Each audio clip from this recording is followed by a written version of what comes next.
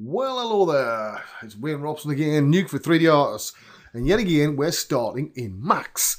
You'll notice a bit of a sort of pattern coming here because some of them now where you've got to have something that's a bit more project orientated. Now this is something I found on my hard drive. It's actually a mech done a long time ago by my good friend and drinking buddy Chris Robson. Now Chris Robson ran 3D Palace for many years before closing that and opening UCAN Blue, which has a lot of training on it. So Chris is, it was always quite interesting that we didn't know that we lived literally just a mile apart for many years. And he does lots of mech stuff and has done for many years. And of course I did lots of organic stuff back with the Mudbox and Zebrafish days and stuff. So yeah, I've basically got this lovely mech. I'm going to show you how to set up your lighting. Now, it's going to use some of the information that we've already learned about taking in light select passes. And I'm going to show you how to light a scene. Now, this scene is currently lit like shit. And this is done on purpose, okay? Now, I've set up a number of light select passes on it.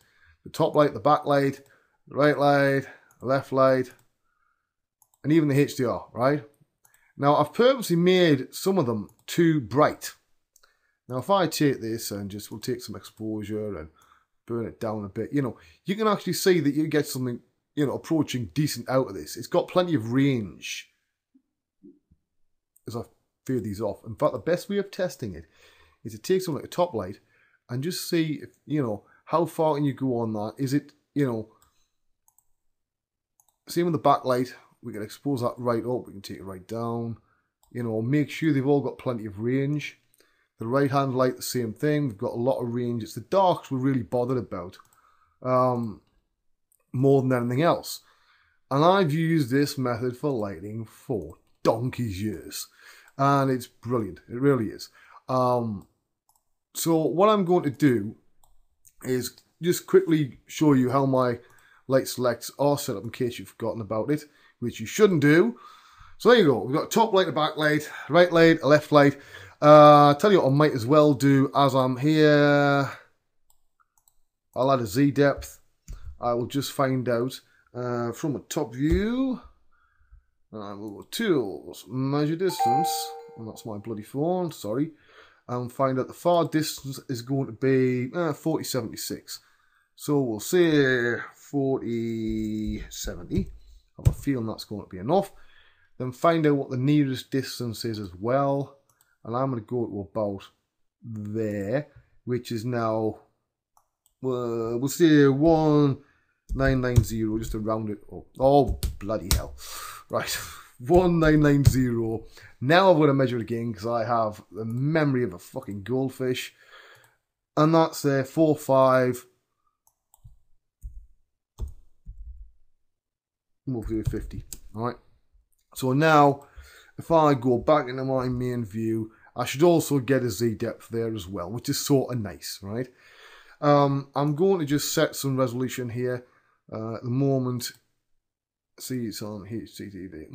We'll have to reframe that slightly. In fact, I might just take that back. What can we do here? Height, we'll go... No, we need custom. So that's 900 there. We've got a lock. We'll just bring it up to 1900. 1920 like that. Of course, it was 1400. We've got to change it again by making sure it's locked. Right. So that's our resolution. Now, at the moment it's set to RT. It'll render pretty fast. I'm going to keep it about to that, but I'm going to change to OpenCL. Leave it for a little while to do its stuff. I'm not really too bothered about the GI or how noisy it is. It's only to set things up, right? So we just hit render. And then once it comes back again, which of course is went straight to the other monitor, as it always does. We'll stick that in there. And I'm going to pause this while it renders out. It won't take too long. Okay, I've stopped the render. It looks noise free enough for our uses. It doesn't have to be a perfect render. I'm just going to go at the bottom there and save a multi-channel EXR.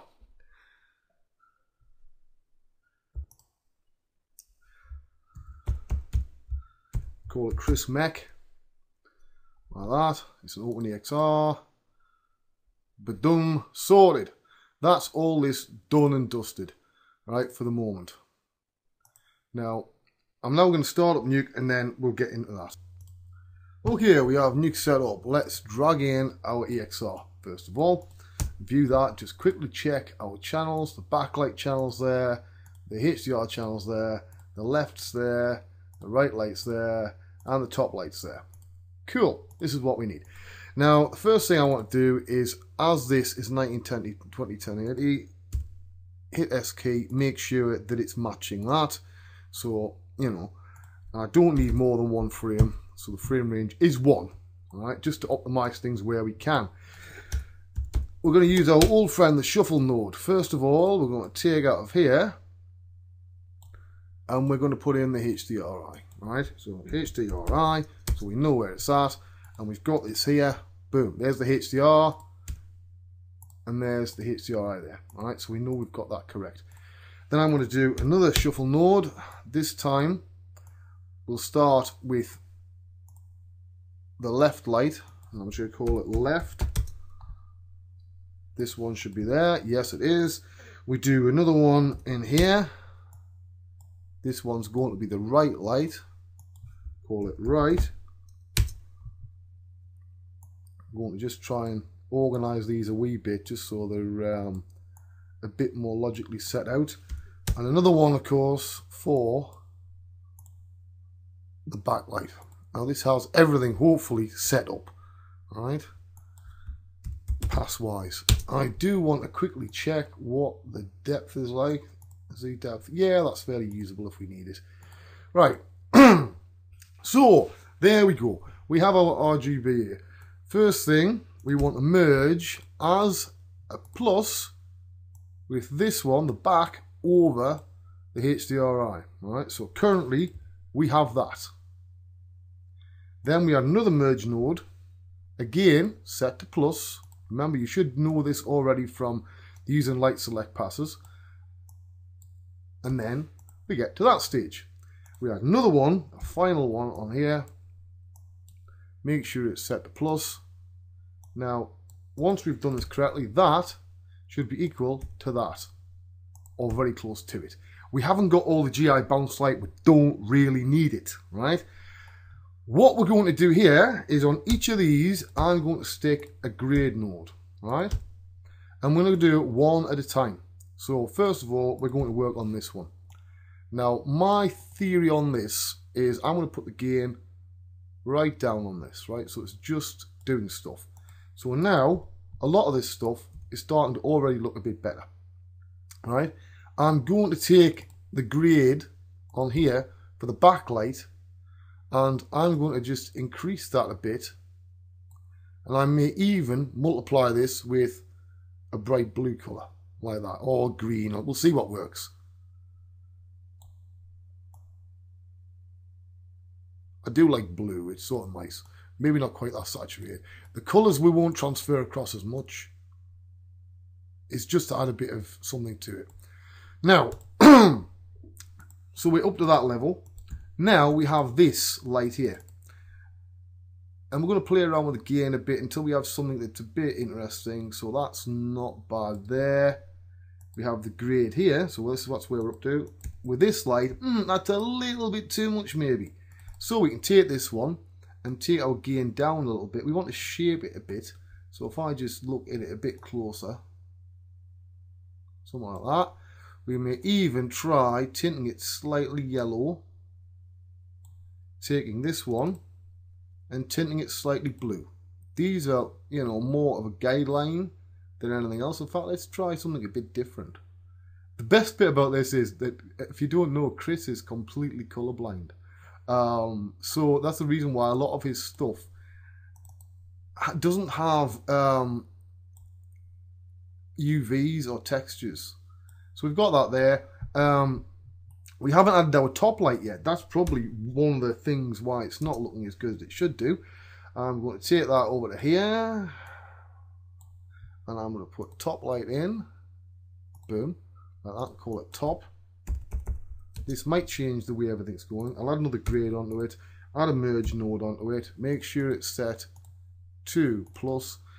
Now you should be able to see already that this is starting to look rather groovy, right? So we'll know straight away that is way too angry. I'm just going to quickly try and organize these a bit so it doesn't look quite as messy. If you're wondering how to do it, I just hold on the control key and it makes the little dots appear, right? It's like a toggle. So there we go. We've got that there. This grade node here, I think we're going to have to take this quite far down. That's off completely. We could shape it a little bit like that. And maybe he says add something like a colour up here. We don't want it too much, you know what I mean? In fact, I'll revert that because I would click the wrong thing. So we'll take it to about there.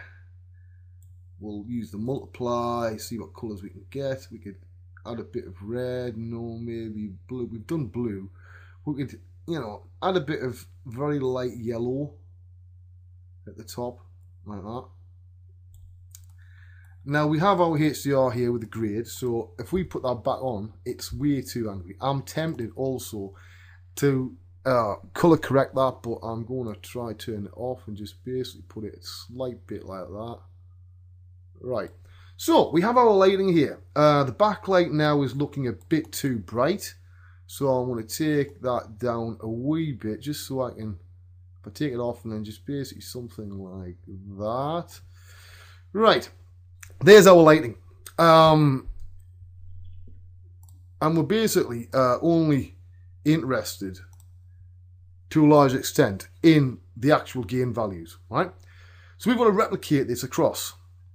So what I find is the best way is to bring up a notepad and write them down, which is what I'm going to do in the other monitor. So I'm going to put over here HDRI, and that's 0.014. Then we have the back, which I'm going to have a look at here, which is 0.34. The right, which is 0.66. We have the left light, which I'll look at over here, is 0.16. And then the top light is 0.12. Okay, so there's my values over here in a very messy looking notepad, just so you can see them there, right? Now what we're going to do is transfer these values with a bit of very simple mathematics back into here. So first of all, boom, there's our lights there. That's everything's set on 30 apart from the top light, which is on 60.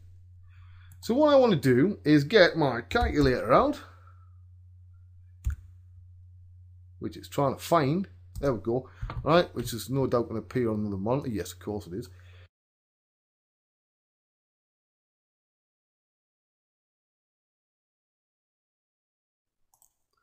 Right, I just realised it must have been a caffeine overdose because I've got my maths slightly wrong.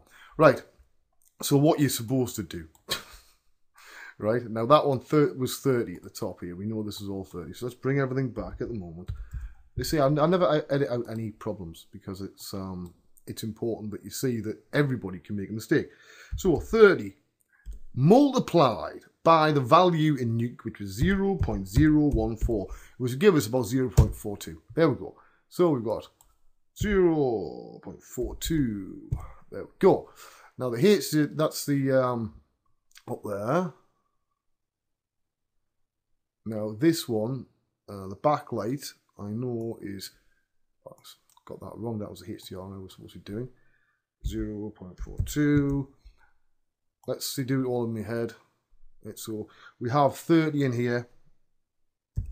Right, so we take it on here. I'm sorry about this, it's, you know. So 30 times 0.34, which would give us 27.2. No. Let's try that again. 30 times 0.34. What's the backlight? 10.2. Right. So 10.2 on there. we have the left light, which we shall do like this, and we have 30 times 0.16. I know you're all switching off here because it's like really boring as hell, and it's auto saving because of course it is. God damn it. It really is just, yeah, I hate autosave. Right, so we can put 4.8 into there, which is the left light, 4.8. Then we have the right light, which is 30 times 0.66. Boom, 19.8. 19.8. Boom. The top light is 60. All right, that's our starting number. So we're going to go 60 times, and it was 0.12. Boom, 7.2, right? So we have 7.2 in there. That's our light intensity sorted out. Now, the colours on here, if I just take these down, that top light is very slightly yellow, right? So we're going to take the top light and do the same sort of thing, right? So there's yellow, very slight amount of yellow on it, right? Then we have more yellow in the left light. So the left light, again, is yellow. I'll put it a bit more there, and a bit more yellow, right? The right light is a light blue. The right light here, and we have blue, we got a light blue like that, and then if we go back over here, our backlight is very blue, right? Very sky blue. So our backlight here is very sky blue, so we'll put it about there. Probably won't actually, like that. And I don't think we have any color correction on the HDRI. So now, what we've got is pretty much decently set up lighting that will replicate pretty closely what we had. Because obviously there's no, you know, we haven't got a lot of the GI bounce light and stuff like that. And it's not taking into account things like reflection and, you know, anything else. So I'm going to hit render on this, and we're going to see what happens.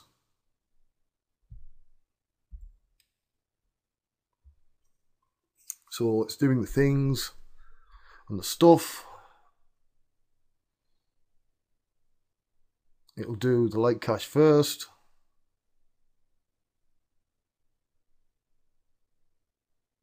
And then it will go through the light cache and start the rendering. So there we go, and it'll start doing the passes.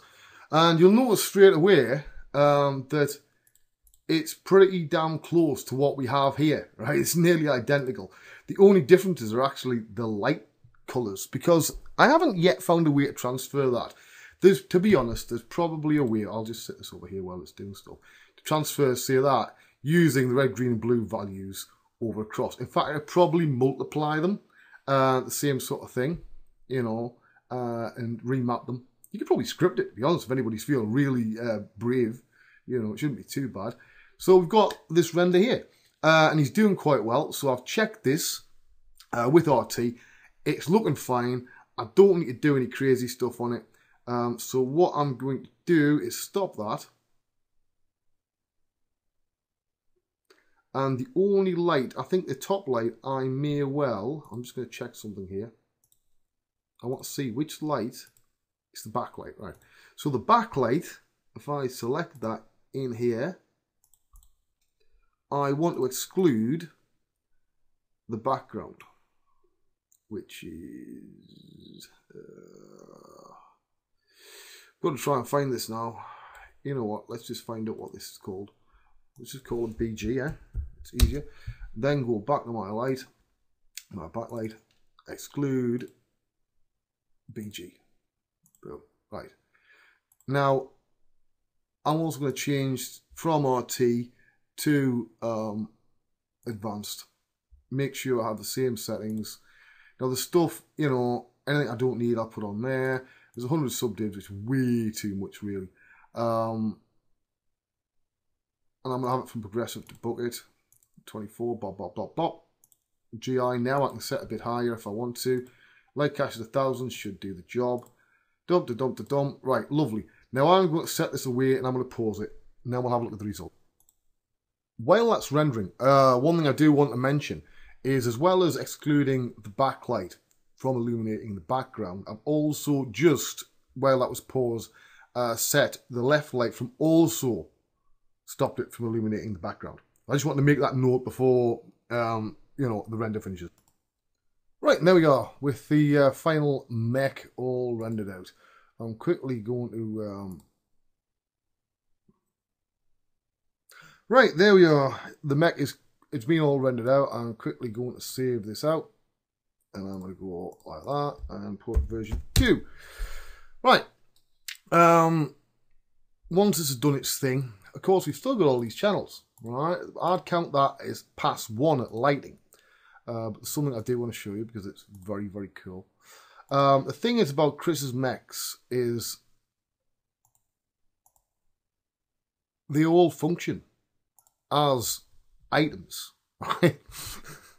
So in this case, if I just quickly save that, because I want to make sure I've got a copy of this, is that all of Chris's mechs, right, actually function as 3D items, and every bit will interact with everything else, right?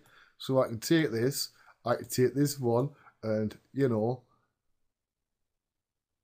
put it like that, have this one over here, right, and just quickly select it and move it over here or over there. Everything affects everything else. It's a work of art, it really is, and it's fully rigged. Everything affects everything else. All the internal structure works. You could actually 3D print this and it would function. People very rarely know that about Chris's mechs. Because it's not something that, they ever think. It's just a thing, you know what I mean? So if I know I shouldn't be doing this in this video, but it's so cool that I think you would all appreciate it, So I can take that there. Let's see what we've got. We'll see if we can make him crunch down like that and crouch down. And if I take his head here, I can make them look across like that. Take this one and just bring it across, bring it out a bit so it's like that. Maybe bring it up like that. Go back to our main view. And we've got, if I get rid of all the things, helpers and bones from the scene, and we've got a fully posed mech like that. Yeah, I just thought that was really cool. I want to show it to you. Right, let's go back into Nuke now. So that was our original render that we messed around with. Now, if I go a 2 on here, you can see there's not a lot of difference between the two of them. It's pretty damn close. The only things that are different are because of the shadows. Like that version there, when we lighten it, we also lighten the shadows. But as you can see, that's pretty damn decent. So I'm just going to show you what I would do at that point, right? I would then rewire all this stuff into here. I would then get rid of all the grade nodes because we don't need them very much. And then we're ready to start a pass 2 on the lighting, right? So we could do a second pass on this. Like that. And see the back here. Now at the moment that has a bit of a weird highlight down here. It's a bit blown out. So what I would do, and this is just me showing you sort of a little Wayne trick, is I would see what it would look like if I just had a look and changed it so that light had more of a fall off. Now I'm cheating this with a roto node at the moment, and don't worry, it'll all become clear in a second. It's just me trying to set a few things up. Yes, I know you can do it without doing it one point at a time. It's just I prefer doing it like that, if that makes any sense. It gives you more control, so I could probably put this up here, bring that off a bit, this one up here. I'm being quite messy about this at the moment, but I'm hoping you can see what I mean. Right, so I don't need really that there. I can then stick another grade node on here, right? Take the background of this off, then use that roto to color correct this, right? So I could go on here, and then using that grade node, being masked by the roto, I could just say, yeah, I want to turn that down a wee bit of that. And then you see it's just got rid of that a bit, right? So if I bring it back and I say, okay, I need a bit more fall off on that light. I could look at all the other stuff on here. Maybe I think, well, the HDRs, you know, it's still not quite, you know, 100% on there. But yeah, you do a second pass on it. That's the whole idea. So anyway, there you go. That's basically how to quickly set your lighting up for a 3D scene using Nuke as a tool to help with your lighting. As I say, you can transfer across the colours if you're really prepared to do it, but I find it easier to do it by eye. You know, you give eyes for a reason, and sometimes you can come up with a, you know, a colour you think, oh, well, it's a different colour, but this might work, and it will, right? So, yeah, that's one of the ways to speed up your lighting technique. And with this one, yeah, we could even, as I say, go all the way through the passes and say, well, I don't think that backpass, maybe that backlighting's a bit too strong, and you could change it again. So there you go. We could even color correct it. You know, so say the backlight here, if I put a grade into it, although it's been put together exactly the same, I could go, right, boom, I want a really blue light on that, so that, you know, it's across and we've got a bluer light. So there you go. Simple as that. As I mentioned before, a bit earlier, I did stop the shadow casting on the background plane from the backlight and the left light, just because it helps to present the scene better. But anyway, I hope you've enjoyed this one. It's a bit more project orientated. Where I get the chance, I will be trying to do more project orientated stuff. But yeah, I would strongly suggest, if you haven't visited YouCan Blue or the old 3D Pals tutorials, have a damn good look, because Chris is probably the best hard surface modeler in the world. I don't say that lightly, because other people, it looks nice. But Chris, with him having a background in architecture and engineering, it actually works. Every bolt and every piston works with everything else. So it's far easier to rig. So there you go, for what it's worth. Anyway, bye-bye. I'm Wayne Robson.